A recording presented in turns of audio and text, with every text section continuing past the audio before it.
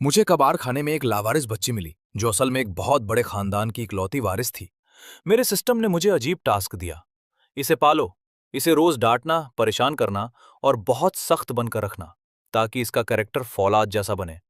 मैंने भी गुस्से में कह दिया, ठीक है। वैसे भी मुझे बच्चे बिल्कुल पसंद नहीं। 16 साल बाद का नजारा। मैं अपनी बेटी से मिलने स्कूल के गेट पर खड़ा था, पैरों में घिसी हुई चप्पल और हाथ में 2 सॉसेज। तभी वहां एक चमकती हुई लग्जरी कार रुकी। वो उस बच्ची के असली अमीर माँ बाप थे। वो अपने साथ 16 बड़े गिफ्ट्स लाए थे, उसके हर साल के जन्मदिन के लिए। उस अमीर आदमी ने मुझे हिकारत से देखा और बोला, तुमने इतने सालों तक बहुत मेहनत की है, अब हम आ गए हैं। वही कार में एक नकली वारिस बैठी थी जो मेरी बेटी को टेढ़ी नजरों से देख रही थी। वो नाटक करते हुए बोली, बहन, मुझे घर से मत निकालना। पर मेरी बेटी ने उन्हें घास तक नहीं डाली। वो सीधे मेरी तरफ दौड़कर आई, मेरे हाथ से सॉसेज छीने और मुझे ही डांटने लगी। पापा, आप फिर से ये बाहर का खाना खा रहे हो, मैंने मना किया था ना। मुझे याद है जब वो मुझे मिली थी, सिर्फ 1 महीने की थी, इतनी दुबली पतली कि रोने की आवाज भी बिल्ली के बच्चे जैसी थी। पर जैसे ही मैंने उस नन्ही जान को गोद में उठाया, उसने रोना बंद कर दिया और अपनी गोल गोल आंखों से मुझे घूरने लगी। फिर अचानक मुझे देखकर मुस्कुरा दी। मैंने अपनी भौहें चढ़ाई और सख्त बनकर कहा, देख, ज्यादा खुश होने की जरूरत नहीं है। मैं तुझे प्यार नहीं करता, बस पैसों के लालच में पाल रहा हूं। तभी अंदर से आवाज आई, तो फिर उसके गाल क्यों सहला रहे हो? मैंने झट से हाथ पीछे खींच लिया। धिक्कार है, मैं तो बेवकूफ बन रहा था। मैंने सोचा इसे एकदम गरीबी में पालूंगा। मैं दुकान गया और सबसे सस्ता वाला दूध खरीद लाया। पर मैडम के नखरे तो देखो। उसने दूध चखा, नाक सिकोड़ी और मुझे ऐसे देखने लगी जैसे कह रही हो, ये क्या कचरा लाए हो? मैंने चिल्लाकर कहा, पीना है तो पी, वरना भूखी रह। पर तभी उसने अपनी छोटी सी उंगली से मेरा हाथ पकड़ लिया। मेरा सारा गुस्सा ठंडा हो गया। अगली सुबह मैंने एक एक्स्ट्रा पार्ट टाइम काम शुरू किया ताकि शाम को उसके लिए सबसे महंगा वाला दूध ला सकूं। खुद को ही झूठ बोलते हुए मैंने कहा, अरे, अच्छा दूध नहीं पिएगी तो बड़ी कैसे होगी? और बड़ी नहीं होगी तो मैं इसे बेचकर पैसे कैसे वसूलूंगा? उस रात वो बहुत सुकून से सो रही थी, पर मेरी नींद उड़ी हुई थी। मैं हर 5 मिनट में चेक कर रहा था कि वो सांस ले रही है या नहीं। मैंने इंटरनेट पर पागलों की तरह सर्च किया, क्या बच्चों का इतना शांत रहना नॉर्मल है? आखिरकार जब मैंने छठी बार उसे चेक करने के लिए जगाया तो वो चिढ़कर उठ गई। उसकी आंखें कह रही थी, पापा सोने भी दोगे या पूरी रात यही चलेगा? मैं बस ये चेक कर रहा था कि कहीं वो मर ना जाए। जब मेरी बेटी 3 साल की हुई, तब जाकर मैंने अपना असली विलन वाला रूप दिखाया। उस दिन मैंने उसके गोल मटोल गालों को जोर से खींचा और कान में फुसफुसाया, आज से तू अपने जूते के फीते खुद बांधेगी, समझी? शायद खून का असर था। मेरी बेटी हद से ज्यादा होशियार निकली। उसने देखते ही देखते जूते बांधना, अकेले सोना, खुद खाना और यहां तक कि अपने मोजे धोना भी सीख लिया। आप सोच रहे होंगे ये कैसा अत्याचार है? अरे भाई, ये तो बस ट्रेलर था। मेरी असली प्लानिंग तो अब शुरू हुई थी। मैंने सोचा, इसे घर का सारा काम सिखाऊंगा, फर्श पोंछना, खाना बनाना, इसे अपनी गुलाम बनाकर रखूंगा। वो भी इतनी सीधी थी कि जो भी मैं कहता चुपचाप कर लेती। पर मैं भी दुनिया का सबसे सख्त बाप बनने की एक्टिंग कर रहा था। एक दिन उसने पोछा लगाते हुए पानी गिरा दिया। बस, मुझे मौका मिल गया। मैंने सीना तान कर उसे खूब डांटा। तू इतनी बेवकूफ है कि तेरे असली माँ बाप भी तुझसे नफरत करेंगे। मेरी बात सुनते ही उसकी आंखों में आंसू आ गए और वो रोते हुए अपने कमरे में भाग गई। जैसे ही वो कमरे में गई, मेरी हालत खराब हो गई। मैं दबे पांव दरवाजे के पीछे जाकर छुप गया और सुनने की कोशिश करने लगा। अंदर से रोने की आवाज धीरे धीरे कम हो रही थी। मेरी धड़कनें तेज हो गईं। क्या वो रोते रोते बेहोश हो गई? क्या मैंने कुछ ज्यादा ही बुरा बोल दिया? मैंने खुद से कहा, बस 5 मिनट और रुकूंगा। नहीं, 4 मिनट। 3, 2, 1। बस, बहुत हुआ। मैं दरवाजा खोलकर अंदर भागा, पर अंदर का नजारा देखकर मैं सन्न रह गया। वो मेज पर लेटी बड़े आराम से ड्राइंग बना रही थी। मैंने उसे गोद में उठाया और सीरियस चेहरा बनाकर बोला, अरे वो मैं तो बस मजाक कर रहा था। तू बहुत प्यारी है। तेरे माँ बाप तुझसे नफरत कभी नहीं करेंगे। उसने अपनी ड्राइंग मेरी तरफ घुमाई। उसमें दो लोग बने थे, एक बड़ा और एक छोटा। वो धीरे से बोली, पापा, मुझे कोई और नहीं चाहिए, मुझे सिर्फ आप चाहिए। मेरी बोलती बंद हो गई। उसने मेरे चेहरे पर हाथ रखा और बोली, पापा आप रोना मत। मैंने अपनी आंखें पोंछी और झूठ बोला, मैं मैं कहाँ रो रहा हूं। बाद में मुझे समझ आया कि उसे डांटने का कोई फायदा नहीं है, उल्टा रोना मुझे ही आ जाता है। तो मैंने अपना तरीका बदल दिया। मैं बाजार से ढेर सारी किताबों के गट्ठर ले आया। मैंने सोचा, काम से नहीं फंसी तो अब इसे पढ़ाई के जाल में ऐसा फंसाऊंगा कि ये दिन रात बस पढ़ती ही रहेगी। मैंने उसे सख्ती से पढ़ाना शुरू किया और मन ही मन हंसने लगा। अब आएगा मजा, अब बनेगी मेरी गुलाम। पहले दिन मैंने उसे मैं, तुम और वह सिखाया। दूसरे दिन मैंने उसे शब्द सिखाए, प्यार, नफरत, पसंद और नापसंद। पर तीसरे दिन तो खेल ही पलट गया। वो चूजे की तरह चहचहाते हुए मेरे पीछे भागने लगी और चिल्लाने लगी, मैं पापा से प्यार करती हूं, मैं पापा से प्यार करती हूं। मेरा चेहरा शर्म से लाल हो गया। मैंने गुस्से में किताब फेंक दी और सोचा, धिक्कार है, ये किताब ही बेकार है। सिखाना क्या चाहता था और ये सीख क्या गई। अब उसे स्कूल भेजना था तो पता चला कि मैंने तो उसका कोई नाम ही नहीं रखा। मैं उसे हमेशा छोटी बच्ची कहकर बुलाता था। सिस्टम ने मुझे सलाह दी, इसे कोई ऐसा नाम दो जो इसे चुभे, जो इसे हमेशा इसके संघर्ष की याद दिलाए, जैसे झाउदी। मैंने पूरी रात सोचा। अगले दिन मैं कॉन्फिडेंस के साथ उसका नाम रजिस्टर करवा कर आया और सिस्टम को चिढ़ाते हुए बोला, देख, मैंने तेरी सलाह मान ली। ऐसा नाम रखा है कि वो सुन के चिढ़ जाएगी।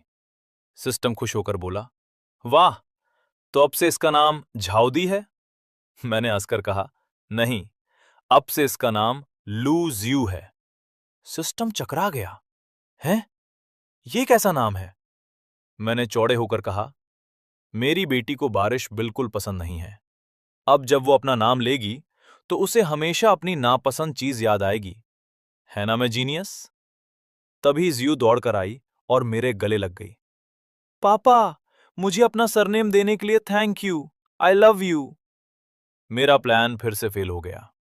वो तो खुश हो गई। जब वो बड़ी हुई और स्कूल जाने लगी तो मैंने उसे और सख्त अनुशासन में रखा। अब वो पहले की तरह आई लव यू नहीं चिल्लाती थी। घर आते ही चुपचाप होमवर्क करना, घर के काम करना और यहां तक कि सोने से पहले मेरा बिस्तर तक ठीक करना। मुझे लगा, वाह, अब हम दोनों के बीच दूरियां बढ़ रही हैं। मेरा खराब पिता बनने का प्लान एकदम सही जा रहा है। पर मेरा दिल कहां मानने वाला था। मैं रात को चुपके से उसके कमरे में जाकर उसे सोता हुआ देखता रहता था।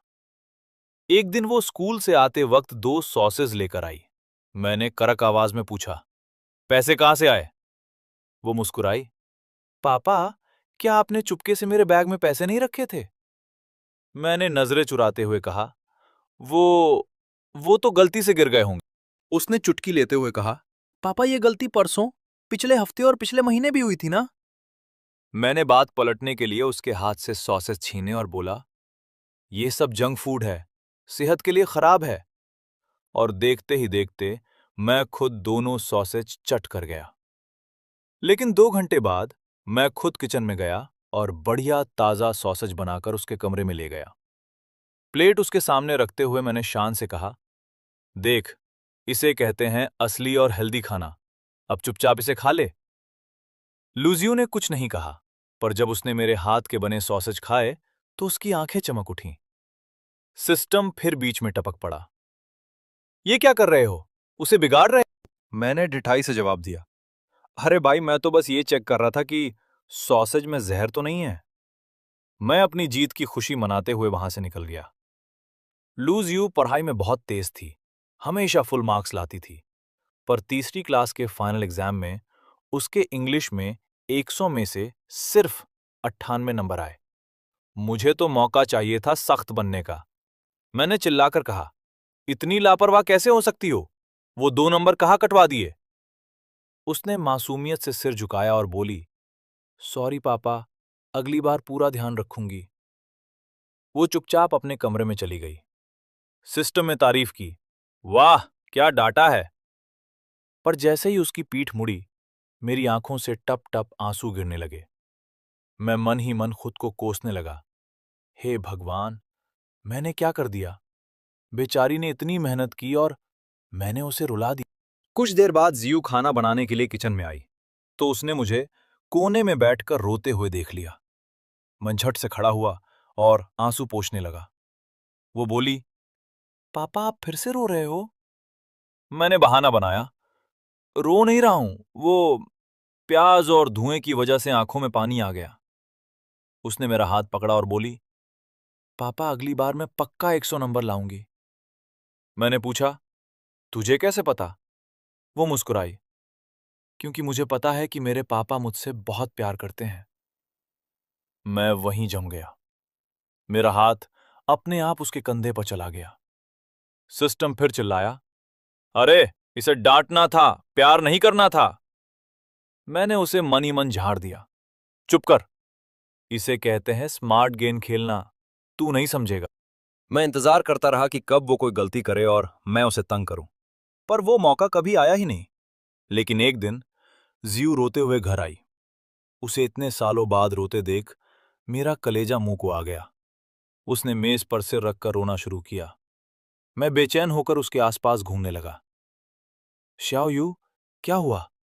किसने तुझे परेशान किया? नाम बता उसका, अभी बताता हूं।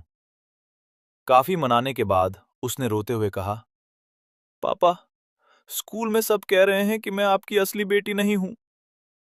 मैंने चैन की सांस ली। बस इतनी सी बात? मुझे लगा कुछ बड़ा हुआ है। उसने चौंक कर मुझे देखा।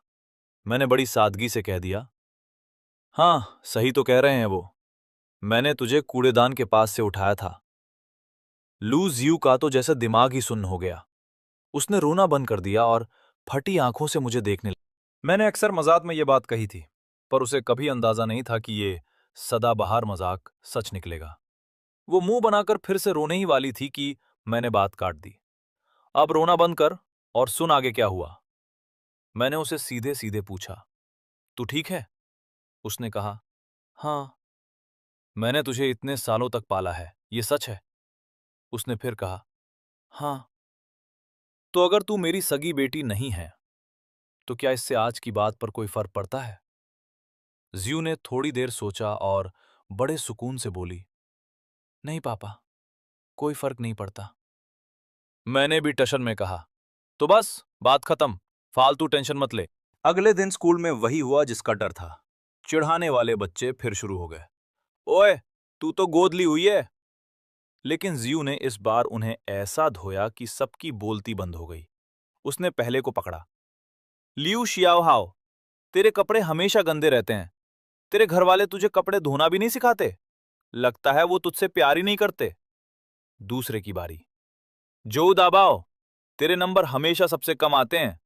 तेरे माँ बाप को तो तुझसे कोई उम्मीद ही नहीं है, तभी वो तेरी परवाह नहीं करते। तीसरे को धोया, सोंग याओजू, तू रोज बाहर का कचरा खाता है और तेरे घर वाले तुझे टोकते तक नहीं। उन्हें तेरी सेहत की कोई फिक्र ही नहीं है। तीनों के चेहरे लाल हो गए। उन्होंने आखिरी कोशिश की, पर तू तो फिर भी गोद ली हुई है ना? जियू ने मुस्कुराकर कहा, तो क्या हुआ? मेरे पापा मुझसे जान से ज्यादा प्यार करते हैं। मुझे किसी का डर नहीं है। दिन बीतते गए और मेरी जियू शहर के सबसे बड़े स्कूलों में टॉप करने लगी। जब हाई स्कूल की बारी आई, तो मैंने स्कूल के पास ही एक महंगा घर किराए पर ले लिया, ताकि उसे आने जाने में दिक्कत ना हो। जियू को जब पता चला कि किराया बहुत ज्यादा है, तो वो बोली, पापा मैं पार्ट टाइम ट्यूशन पढ़ा लूंगी, थोड़े पैसे आ जाएंगे। मेरी तो जान ही निकल गई। मैंने चिल्लाकर कहा, बिल्कुल नहीं, खबरदार तो ट्यूशन का नाम भी लिया। उसने पूछा, क्यों? मैंने बहाना बनाया, देख, अगर तू ट्यूशन पढ़ाएगी तो पढ़ाई से ध्यान हटेगा। अच्छे कॉलेज में एडमिशन नहीं मिला तो फिर तू बड़ी होकर मुझे पैसे कमाकर कैसे खिलाएगी? मैंने राहत की सांस ली। चलो, लालच देकर ही सही, इसे काम करने से रोक तो लिया। मैंने अपना सीना चौड़ा किया और कहा, मैं अभी कुछ साल और तेरा खर्च उठा सकता हूं। इसे ही लॉन्ग टर्म इन्वेस्टमेंट कहते हैं। आज खर्च करूंगा तो कल तू मुझे पालना। जियो मुस्कुराई, थैंक यू पापा। मैंने एक नया स्कूल बैग निकाला और उसकी तरफ उछाल दिया। ये देख, ये मुझे सड़क पर पड़ा हुआ मिला। जियो ने कहा, पापा मैं पुराना बैग चला सकती हूँ, इसकी क्या जरूरत थी? मैंने डांटा, दे दिया ना, अब चुपचाप इस्तेमाल कर, ज्यादा सवाल मत पूछ। उसने बैग खोला, उसके अंदर झांका और शरारत से बोली, पापा आज शाम को मुझे वही स्टार्च सॉसेज खाना है। मैंने भी टशन ने कहा, ठीक है, मिल जाएगा। उस शाम मैं अपनी घिसी हुई चप्पलों में स्कूल के गेट पर खड़ा उसका इंतजार कर रहा था। हाथ में गरम गरम सॉसेस थे। तभी वहां एक आलीशान कार आकर रुकी जिसका लोगो वी जैसा दिख रहा था। और कहानी वहीं से शुरू हुई जहां से हमने बात की थी। स्कूल के सामने अचानक एक ऐसी लग्जरी कार आकर रुकी जिसे देखकर सबकी आंखें फटी की फटी रह गईं। कार से 4 लोग बाहर निकले। आगे चल रहे पति पत्नी ने इतने महंगे कपड़े और गहने पहने थे कि दूर से ही अमीरी चमक रही थी। उनके पीछे 2 बच्चे थे, शायद भाई बहन। भाई तो हमें ऐसी नजरों से देख रहा था जैसे हम कचरा हों, और वो हमारे पास खड़ा भी नहीं होना चाहता था। तभी सालों से सोई हुई मेरी वो सिस्टम वाली आवाज अचानक गूंजी, जू परिवार अपनी असली बेटी को लेने आ गया है। मैं वही जम गया। सिस्टम ने कहा था कि जब जियो 16 साल की होगी तब उसके असली माँ बाप आएंगे। पर मुझे अंदाजा नहीं था कि ये दिन इतनी जल्दी। और मेरी नजर खुद पर पड़ी। पैरों में घिसी चप्पल, 100 से 200 वाली सस्ती टी शर्ट, बिखरे बाल और हाथ में 2 सॉसेज। मैं उस अमीर परिवार के सामने कहीं नहीं टिकता था। मैंने खुद को भीड़ के पीछे छिपा लिया। तभी स्कूल की छुट्टी हुई। लूज यू गेट से बाहर निकली। बालों की ऊंची पोनीटेल, स्कूल यूनिफॉर्म की चढ़ी हुई आस्तीन और चमकती आंखें। वो भीड़ में मुझे ढूंढ रही थी क्योंकि उसे पता था कि उसका पागल बाप सॉसेज लेकर खड़ा होगा। लेकिन इससे पहले कि वो मुझे देख पाती, उस अमीर शू परिवार ने उसे घेर लिया। लगता है वो पूरी तैयारी के साथ आए थे। मिसेस शू की आंखों में आंसू आ गए। वो आगे बढ़ी और कांपती आवाज में बोली, अन अन क्या ये तुम ही हो? जियो ने उन्हें अजीब नजरों से देखा और बड़ी शालीनता से बोली, सॉरी आंटी, लगता है आपको कोई गलतफहमी हुई है। तभी मिस्टर शू आगे आए और भारी आवाज में बोले, मैं शू ग्रुप का मालिक शू जिमिंग हूं। तुम्हारा असली नाम शू अनान है और तुम हमारी सगी बेटी हो। हम आज तुम्हें अपने साथ घर ले जाने आए हैं। आसपास के लोग कानाफूसी करने लगे। जियो ने एक गहरी सांस ली और उन लोगों से एक कदम पीछे हट गई। उसे समझ नहीं आ रहा था कि यह क्या तमाशा है। मिस्टर शू ने मुझे भीड़ में देख लिया और मेरी तरफ इशारा करते हुए कहा, इतने सालों तक इस आदमी के पास रहकर तुमने बहुत दुख झेले होंगे। अब तुम हमारे साथ चलो। तभी वो नकली वारिस जहर बुझी नजरों से जियो को देखने लगी और बनावटी आवाज में बोली, बहन प्लीज मुझे घर से मत निकालना। जियो ने उन सब की बातों को अनसुना कर दिया। उसने भीड़ में मुझे देख लिया था। वो उनकी महंगी कार और करोड़ों के ऑफर को छोड़कर सीधे मेरी तरफ दौड़ती हुई आई। उसने मेरे हाथ से वो सॉसेज झपट लिए और मुझे ही डांटने लगी। पापा, मैंने कहा था ना कि सड़क पर खड़े होकर ये सब मत खाया करो, आपकी तबीयत खराब हो जाएगी। उसने उन अमीरों की तरफ देखा भी नहीं। उसके लिए उसके सॉसेज वाले पापा ही पूरी दुनिया थे। जब जियो ने उन अमीरों से कहा, मुझे घर जाकर पापा के लिए खाना बनाना है, आप लोग प्लीज किसी और को ढूंढ लीजिए, तो मिसेस शू के तो होश ही उड़ गए। खाना बनाना? वो ऐसे चिल्लाएं जैसे उन्होंने कोई बहुत बड़ी अनहोनी सुन ली हो। मेरी बच्ची, क्या तुझे घर पर खाना बनाना पड़ता है? तूने इतने सालों में और क्या क्या दुख झेले हैं? जियो अब तक तो तमीज से बात कर रही थी, पर जैसे ही उन्होंने मेरी परवरिश पे सवाल उठाया, उसका चेहरा एकदम सख्त हो गया। इससे पहले कि वो कुछ बोलती, वो कार वाली नकली राजकुमारी आगे आई। उसने मगरमच्छ के आंसू पोंछे और नाटक करते हुए जियो के सामने हाथ जोड़ दिए। वो सिसकते हुए बोली, बहन मुझे माफ कर देना, इतने सालों से मैं तेरी जगह ऐश कर रही थी, पर मेरे मम्मी पापा ने मुझे बहुत लाड प्यार दिया है। मैं उन्हें छोड़कर नहीं रह सकती। क्या तुम मुझे घर से नहीं निकालोगी? अगर तुम मुझे रहने दोगी तो मैं तुम्हारी नौकरानी बनकर रह लूंगी। भाई साहब, ये क्या बकवास चल रही थी? लूज यू उनकी असली बेटी है जो 16 साल बाद मिली है, और ये लोग पहले ही मुलाकात में इतना रायता फैला रहे हैं। माना कि तुम अमीर हो, पर क्या मिलने के लिए यही स्कूल का गेट मिला था जहां हजारों की भीड़ खड़ी है? ऊपर से उस नकली वारिस से सबके सामने माफी मंगवाकर उन्होंने उसे कितना बेचारा दिखा दिया।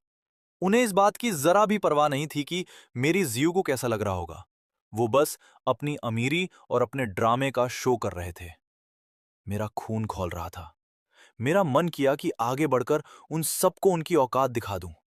पर तभी सिस्टम की आवाज मेरे कान में गूंजी। रुको, वहां मत जाओ। चुपचाप उसके घर आने का इंतजार करो। जैसे ही वो उनके पास जाएगी, तुम्हें तुम्हारा पैसा मिल जाएगा और तुम्हारा टास्क पूरा होगा। मैं अपनी मुट्ठियां भींचकर वहीं खड़ा रहा। एक तरफ मेरा लालच था और दूसरी तरफ मेरी वो बेटी, जिसे मैंने कचरे के ढेर से उठाकर यहां तक पहुंचाया था।